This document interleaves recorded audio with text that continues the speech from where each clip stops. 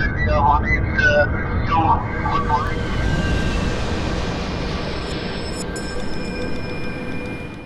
329 people were blown out of the sky on a June morning in 1985. The aircraft, Air India Flight 182, the Emperor Kanishka, was torn apart at 31,000 feet over the Atlantic Ocean. India knew who did it from day one. Canada knew who did it all along. The world knew who did it. And yet, for 41 years, Canada could not bring itself to say the words out loud. Until this week. 41 years. That is how long it took Canada to publicly acknowledge what India had been saying all along. For 4 decades, Delhi maintained that the bombing of Air India Flight 182 was an act of Khalistani terrorism planned on Canadian soil. Now, Canada's own intelligence agency has said it plainly. The question now is not what happened in 1985. The question is why it took Canada 4 decades to officially say what victims' families, investigators, and India had long argued. And an even bigger question follows. If Canada now accepts that Khalistani extremism produced one of the worst terrorist attacks in modern aviation history, how should it deal with those networks today?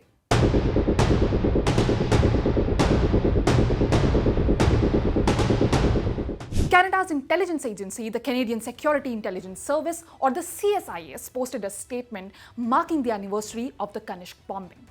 It called the attack a heinous act of terror. It said the bomb was planted by Canada-based Khalistani extremists, and it acknowledged that the bombing remains the deadliest terrorist attack in Canadian history. That last part is worth sitting with. 268 of those 329 victims were Canadian citizens. The attack was carried out on Canadian soil. The bomb was loaded onto the plane in Canada in Vancouver. Yet for 4 decades, the country whose citizens overwhelmingly made up the death toll could not officially name the people responsible by what they were: Khalistani extremists. India named them immediately. Canada needed 41 years. The facts of this case were never in serious dispute among investigators. The bombing was planned and executed by members of Babbar Khalsa International, a Khalistani militant group operating out of Canada. The mastermind was Talwinder Singh Parmar, a Canadian citizen from British Columbia and the head of Babbar Khalsa in Canada. Parmar had been on the radar of Canadian authorities long before June 1985.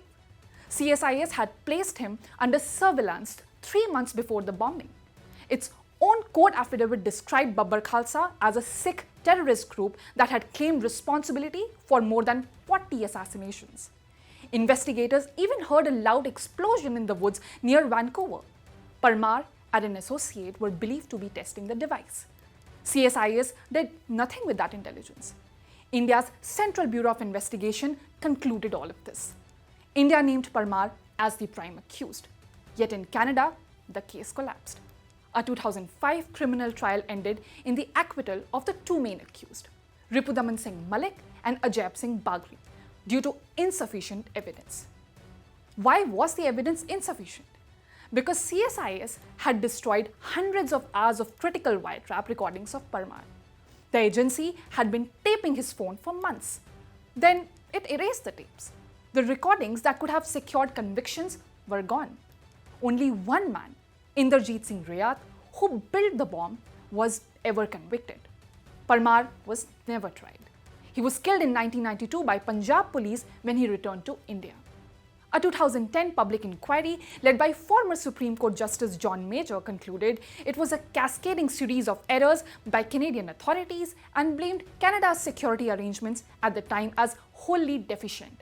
He noted pointedly, this was a Canadian atrocity. Justice Major's observation cuts to the heart of this story. The reason Canada avoided explicitly naming Khalistani extremism for decades was not investigative uncertainty. Everyone knew what happened. The reason was politics. Sikh diaspora voters in key Canadian constituencies carry significant electoral weight. Successive Canadian governments calculated that openly naming Khalistani terrorism would cost them votes. So they equivocated. They used language like Sikh extremists when pressed, but rarely took ownership of the Khalistani framing that India had been demanding. Prime Minister Justin Trudeau attended events where portraits of Jarnail Singh Bhinderwal, the militant whose movement inspired the bombing, were displayed. NDP leader Jagmeet Singh took years before he publicly acknowledged that Parmar was responsible for the attack. Meanwhile, Parmar's image appeared at some Canadian gurudwaras where he was treated as a martyr. India raised this repeatedly. For decades, it asked Canada to ban Khalistani groups, extradite suspects, and acknowledge the terrorism for what it was. Canada's response was at best glacial. The CSIS statement did not arrive in a vacuum.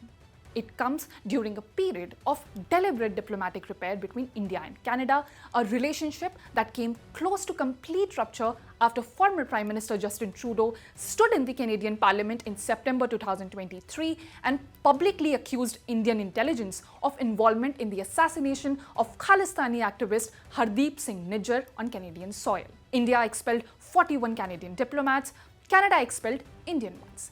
Trade talks froze, visa services halted. Since Mark Carney replaced Trudeau as Prime Minister, the tone has shifted sharply. Carney visited India in March 2026. Modi and Carney pledged to recalibrate ties. The CSIS acknowledgement of Khalistani responsibility for the Kanishka bombing fits within this recalibration. 41 years later, this is a moment of validation for India. The Kanishka bombing was never just India's tragedy. It was Canada's tragedy too. Yet, for years, many families felt the attack never received the national attention it deserved. Today, Ottawa's own intelligence establishment has reinforced what India maintained for more than 4 decades. That matters diplomatically and historically.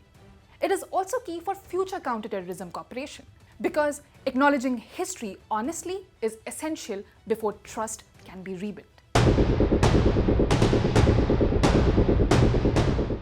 The biggest lesson goes beyond just the bombing or the vindication. The Nijjar case is unresolved. 4 Indian nationals face charges in Canada in connection with that killing.